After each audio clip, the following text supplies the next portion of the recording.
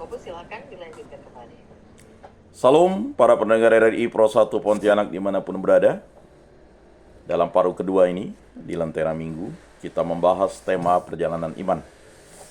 Saya juga menyapa para pendengar setia RRI Pro 1 Pontianak, para umat di seluruh Keuskupan Agung Pontianak dan Kalbar yang telah menyaksikan ini, baik dalam streaming di channel RRI Pro 1 Pontianak dan secara FM di 104,2 FM. Bapak Ibu Saudara-saudari yang terkasih dalam Yesus Kristus, perjalanan iman kita merupakan suatu kehendak Allah. Iman yang diberikan oleh Allah kepada kita diwujudkan dengan jawaban dari diri kita. Iman adalah sapaan Allah dan kita menjawabnya. Jawaban dari diri kita sama seperti kesaksian Nikodemus, yaitu mencari tahu siapakah Sang Sabda, Sang Firman, Allah itu yang hadir di tengah-tengah manusia. Bapak, Ibu, Saudara-saudari yang terkasih, jawaban Rasul Paulus sangat gamblang tentang perjalanan iman umat. Kita bisa membaca dalam surat Rasul Paulus kepada jemaat di Efesus, bab 2 ayat 4-10. Saudara-saudara, terdolong oleh kasih karunia-Nya yang besar, yang telah dilimpahkannya kepada kita, Allah yang kaya dengan rahmat telah menghidupkan kita bersama dengan Kristus. Sekalipun kita telah mati karena kesalahan kita, jadi kamu diselamatkan berkat kasih karunia. Di dalam Kristus Yesus itu, Allah telah membangkitkan kita juga dan memberi tempat di surga bersama dengan Dia. Dengan itu, Allah bermaksud di masa yang akan datang menyatakan kepada kita kasih karunia yang berlimpah sesuai dengan kebaikan-Nya terhadap kita dalam Kristus Yesus.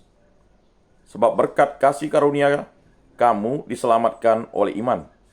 Keselamatan itu bukanlah hasil usahamu, melainkan pemberian Allah. Jadi keselamatan itu bukanlah hasil pekerjaanmu. Maka jangan sampai ada orang yang memegahkan diri, sebab sesungguhnya kita ini buatan Allah, diciptakan dalam Kristus Yesus untuk melakukan perbuatan-perbuatan baik yang sudah dipersiapkan Allah sebelumnya. Ia mau supaya kita hidup di dalamnya. Bapak, Ibu, Saudara-saudari yang terkasih, para pendengar RRI Pro 1 Pontianak, apa yang disampaikan Rasul Paulus kepada kita dalam surat Rasul Paulus kepada jemaat di Efesus mengungkapkan bahwa iman adalah pemberian Allah. Iman berasal dari Allah, dan iman berasal dari kasih karunia dari Allah yang diwujudkan dalam Yesus Kristus, Tuhan dan Juru Selamat kita. Kasih karunia-Nya yang besar yang telah dilimpahkan kepada kita membuat kita menjadi kaya. Karena Allah yang kaya dengan rahmat telah menghidupkan kita bersama dengan Kristus. Kematian dalam iman adalah berpisah dengan Allah. Kematian itu terjadi sejak zaman Adam dan Hawa. Ketika manusia berdosa, kedosaan membuat terpisah dari diri Allah. Kedosaan membuat manusia tidak lagi tinggal bersama-sama dengan Allah. Manusia harus diam dan tinggal terpisah dari Allah karena akibat ulah dosa yang dilakukannya. Ketidaksetiaan manusia membuat dia terlepas dari kasih Allah. Dan kasih Allah yang telah melimpahkan rahmat-Nya kepada kita membuat kita bersama kembali dengan Allah. Itulah pertobatan yang dilakukan oleh diri kita. Dan iman berasal dari Allah, dan kita wajib menjawab sapaan Allah, sapaan kasih yang mengajak kita, yang memimpin kita, dan mengembalikan kita menjadi pribadi yang kembali kepada Allah melalui Yesus Kristus. Dan dalam perjalanan bangsa Israel, kita juga bisa menyaksikan dalam kitab kedua Tawarik, ketika Israel diperintah oleh Raja Zedekia, semua pemimpin di antara para imam dan rakyat berkali-kali tidak setia. Mereka mengikuti segala kekejian bangsa-bangsa lain. Rumah yang dikuduskan bagi Tuhan di Yerusalem mereka najiskan. Namun Tuhan, Allah nenek moyang mereka, berulang-ulang mengirim pesan melalui utusan-utusan. Karena Tuhan sayang kepada umatnya dan kepada tempat kediamannya. Tetapi mereka mengolok-olok para utusan Allah itu, menghina segala firman Allah, dan mengejek nabi-nabinya. Oleh sebab itu murka Tuhan bangkit terhadap umatnya, sehingga tidak mungkin lagi ada pemulihan.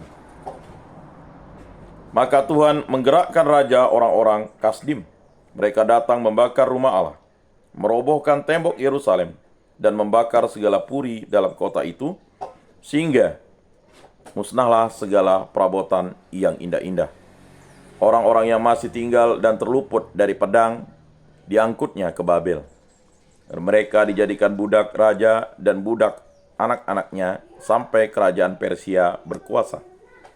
Dengan demikian, genaplah firman Tuhan yang diucapkan Yeremia, sampai tanah ini pulih dari akibat dilalaikannya tahun-tahun Sabat, karena tanah itu menjadi tandus selama tahun Sabat, hingga genaplah 70 tahun. Pada tahun pertama pemerintahan Kores, raja negeri Persia, Tuhan menggerakkan hati Kores, raja Persia itu, untuk mengenangkan firman yang diucapkan oleh Nabi Yeremia. Maka dimaklumkanlah di seluruh kerajaan Kores secara lisan dan tertulis maklumat ini. Beginilah perintah Kores, raja Persia. Segala kerajaan di bumi telah dikaruniakan kepadaku oleh Tuhan, Allah semesta langit. Tuhan menugaskan aku untuk mendirikan kembali rumah baginya di Yerusalem, yang letaknya di negeri Yehuda. Siapa di antara kamu termasuk umatnya, kiranya Tuhan Allah menyertai dia, dan biarlah ia berangkat pulang ke negerinya. Bapak, Ibu, Saudara-saudari yang terkasih, para pendengar RRI Pro 1 Pontianak dimanapun berada. Inilah kegenapan yang diberikan oleh Allah melalui Raja Kores. Padahal Raja Kores bukanlah bangsa Yahudi. Raja Kores memperingati peringatan Nabi Yeremia 70 tahun sesudahnya. Dan ini merupakan kasih karunia Allah membuka hati Raja Kores untuk mengembalikan umat Allah, sehingga kiranya Tuhan Allah menyertai dia, dan biarlah dia berangkat pulang ke negerinya. Apa yang dilakukan Raja Kores merupakan suatu ungkapan yang berasal dari Allah melalui perantaraan, yang membuat iman bangsa Israel kembali kepada Allah akibat ulahnya sendiri. Iman menghantarkan kita kepada Allah, karena Allah yang memberikan iman kepada kita. Apa yang kita dengarkan dalam kitab Tawarik ini mengingatkan kita bahwa iman yang telah diberikan kepada kita haruslah kita rawat bersama Roh Kudus. Merawatnya adalah bersama dengan Allah, karena iman berasal dari Allah. Tanpa merawat iman itu, kita tidak akan bisa bersama Allah, karena iman berasal dari Allah. Dan iman yang diberikan oleh Allah melalui Yesus Kristus. Maka kita harus mendalami bahwa iman itu adalah yang menyelamatkan kita melalui perantaraan Yesus Kristus, Tuhan dan Juru Selamat, Sang Firman, Sang Sabda, Sang Terang, yang telah berdialog dengan Nikodemus dan menyatakan bahwa kerajaan Allah sudah dekat dan kerajaan Allah adalah dirinya. Dan bertobatlah.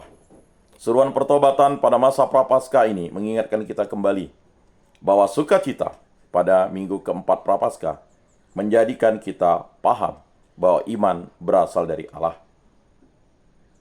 Sehingga kita harus mendalami doa jiwa Kristus. Jiwa Kristus, kuduskanlah kami. Tubuh Kristus, selamatkanlah kami. Darah Kristus, sucikanlah kami. Air lambung Kristus, basuhlah kami. Sengsara Kristus, kuatkanlah kami. Yesus yang murah hati, luluskanlah doa kami. Dalam luka-lukamu, sembunyikanlah kami. Jangan kami dipisahkan daripada-Mu Tuhan. Terhadap seteru yang curang, lindungilah kami. Di waktu ajal terimalah kami, supaya bersama para kudus kami memuji Engkau untuk selama-lamanya. Amin. Itulah doa iman. Bagaimana iman diberikan oleh Yesus Kristus dengan wafat dan kebangkitannya. Dia menebus dosa-dosa manusia dan meraih kehidupan manusia yang telah dikuasai maut. Dia memberikan nyawanya dan akhirnya dia menyelamatkan seluruh umat manusia dan seluruh alam semesta ini dari kehancuran dosa yang telah menggerogoti ketidaksetiaan yang seperti diwujudkan oleh banyak orang pada zaman dahulu kala yang membuat manusia seperti di dalam kegelapan. Bapak, Ibu, saudara-saudari yang terkasih dalam Yesus Kristus, perjalanan iman menghantar kita ke hadapan Allah, sehingga baiknya dan sepatutnya kita bersyukur. Biarlah lidahku melekat pada langit-langitku, jika aku tidak mengingat Engkau. Pernyataan Mazmur ini mengingatkan kita bahwa iman harus diucapkan, baik di dalam pikiran kita, perkataan kita, serta perbuatan kita. Kasih karunia yang begitu kaya dari Allah diberikan kepada kita. Kebahagiaan, keselamatan, dan sukacita merupakan sesuatu tanda rahmat ilahi yang membuat kita patut untuk mencintai Allah. Bersukacitalah bersama-sama Yerusalem dan bersorak-soraklah karenanya, hai semua orang yang mencintanya. Bergilanglah bersama dia segirang-girangnya, hai semua orang yang berkabung karenanya. Puaskanlah hatimu dan nikmatilah hiburan berlimpah. Bapak, Ibu, saudara-saudari yang terkasih, iman seperti di tepi sungai. Iman membuat kita tahu bahwa kita harus sampai di seberang. Iman menghantarkan kita untuk selalu bersyukur dan menyapa Allah. Iman memberikan suatu rahmat, kasih yang tiada taranya kepada kita, sehingga kita harus memahami bahwa iman menghantar pada kehidupan yang kekal. Iman kembali menyatukan kita dengan Allah melalui Yesus Kristus. Iman membuat diri kita menjadi terang, karena kita berasal dari Allah dan kembali kepada Allah. Dan ini juga dipikirkan bahwa tindakan-tindakan kita, dan ada seorang sastrawan, filsuf, dan pemikir Rusia yang bernama Leo Tolstoy. Leo Tolstoy memiliki kekayaan yang melimpah. Tanah yang luas dia bagi-bagikan kepada orang miskin. Dia sendiri hidup sebagai asketis yang saleh dan sederhana.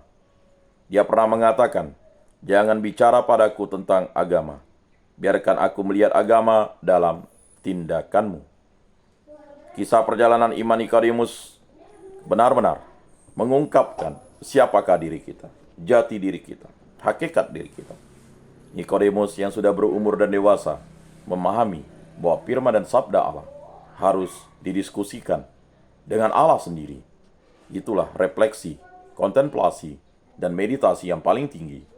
Bagaimana kita merenungkan firman dan sabda Allah melalui diskusi-diskusi kita dengan Allah, melalui doa-doa kita, permenungan kita, dan bacaan kitab suci yang kita baca.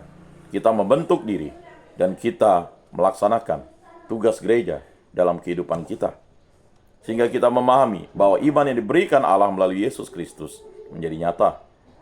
Itulah iman yang menguduskan, iman yang mewartakan, iman yang membuat kita bersekutu, iman yang membuat kita melayani, dan iman yang membuat kita bersaksi. Seperti Paulus bersaksi atas Yesus Kristus yang telah mengubahnya. Bukan lagi aku yang hidup dan tinggal di dalam diriku, tetapi Kristus Yesuslah yang hidup dan tinggal di dalam diriku. Hidup atau mati adalah keuntungan bagiku. Pernyataan Rasul Paulus itu membuat diri kita paham bahwa kehidupan kita telah diberikan oleh Allah dan kita telah diberikan iman kepercayaan akan Yesus Kristus yang nyata, yang tampak. Dan ini membuat Nikodemus menjadi pribadi yang kembali kepada Allah. Pribadi yang bersukacita dan penuh kasih adalah pribadi yang berasal dari Yesus Kristus. Oleh karena itu, pada masa Prapaskah ini, tanpa keraguan terhadap Kristus, kita sebagai umatnya menjadi saat yang baik bagi kita untuk beriman, untuk memperbaiki hubungan baik kita dengan Tuhan, dan kita menjadi agen cinta kasih. Dan dalam suatu doa, kita juga mewujudkannya. Tuhan, jadikanlah aku pembawa damai. Bila terjadi kebencian, jadikanlah aku pembawa cinta kasih. Bila terjadi penghinaan, jadikanlah aku pembawa pengampunan. Bila terjadi perselisihan, jadikanlah aku pembawa kerukunan. Bila terjadi kebimbangan, jadikanlah aku pembawa kepastian. Bila terjadi kesesatan, jadikanlah aku pembawa kebenaran. Bila terjadi kecemasan, jadikanlah aku pembawa harapan. Bila terjadi kesedihan, jadikanlah aku sumber kegembiraan. Bila terjadi kegelapan, jadikanlah aku pembawa terang.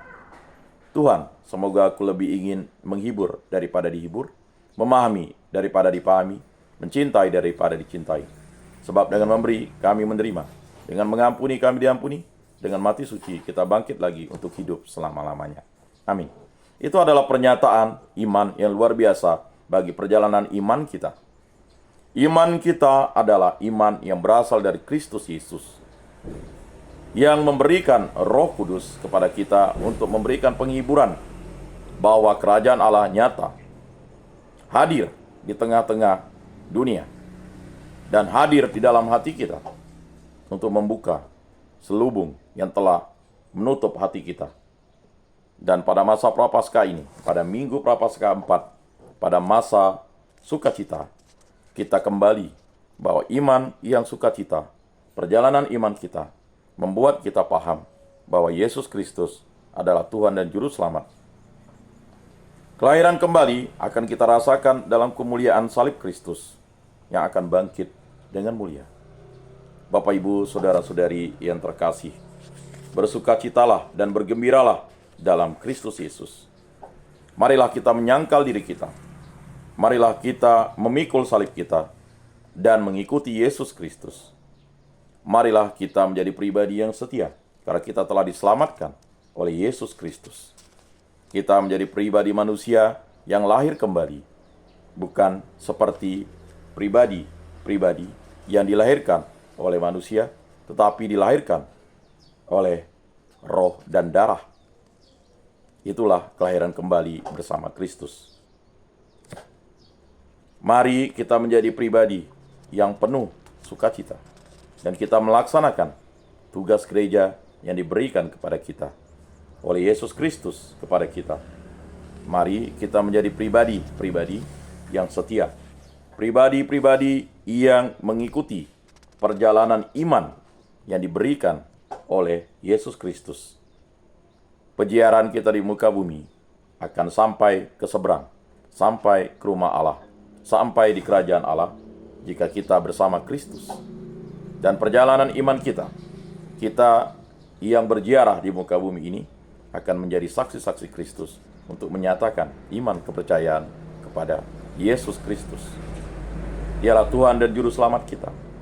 Dan marilah kita percaya, dan marilah kita mengikuti firman dan sabda Tuhan, seperti Nikodemus, dan juga seperti Rasul Paulus, dan bangsa Israel yang mengikuti dan kembali kepada Allah setelah dibuang di dalam perbudakan.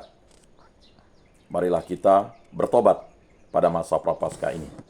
Selamat menjalani masa Prapaskah. Semoga pantang dan puasa serta pertobatan kita mengantar kita pada rekonsiliasi kepada Allah dengan menerima sakramen pertobatan. Dan bagi yang belum dibaptis, hendaknya segera dibaptis untuk sampai kehadirat Allah. Demikianlah Lentera Minggu kita pada hari ini. Semoga bermakna dan bermanfaat dalam hidup kita. Mari kita tutup Lentera Minggu kita dengan berdoa. Dalam nama Bapa dan Putra dan Roh Kudus. Amin. Kami bersyukur atas rahmat, kasih karunia, iman yang Kau berikan kepada kami. Berkatilah kami, bimbinglah kami. Ya Allah Tritunggal yang Maha Kudus. Dengan perantaran Yesus Kristus, kami kembali kepada Allah. Kami bersyukur dan berterima kasih dan bersuka cita atas rahmat, kasih karunia Allah yang diberikan pada masa Prapaskah ini. Sehingga kami dapat menyongsong masa Paskah dengan hati yang damai, dengan iman yang bertumbuh, dengan iman yang teguh, dengan harapan yang kuat dan cinta yang ikhlas kepada Allah Tritunggal yang Maha Kudus. Berkatilah kami, seluruh pendengar RRI Pro 1 Pontianak dimanapun berada, dan seluruh umat-Mu, agar menjadi saksi-saksi iman yang hidup damai, penuh kasih, dan penuh sukacita, karena kesejahteraan berasal dari Allah. Semua ini kami serahkan perantaran Tuhan kami Yesus Kristus yang hidup dan beraja, kini dan sepanjang segala masa. Amin. Dalam nama Bapa dan Putra dan Roh Kudus. Amin. Salam, salam kasih, damai, dan sejahtera. Tuhan memberkati, menyertai, dan melindungi. Salve, terima kasih untuk kerabat kerja RRI Pro 1 Pontianak. Mari kita dengarkan satu pujian dari kerabat kerja RRI Pro 1 Pontianak.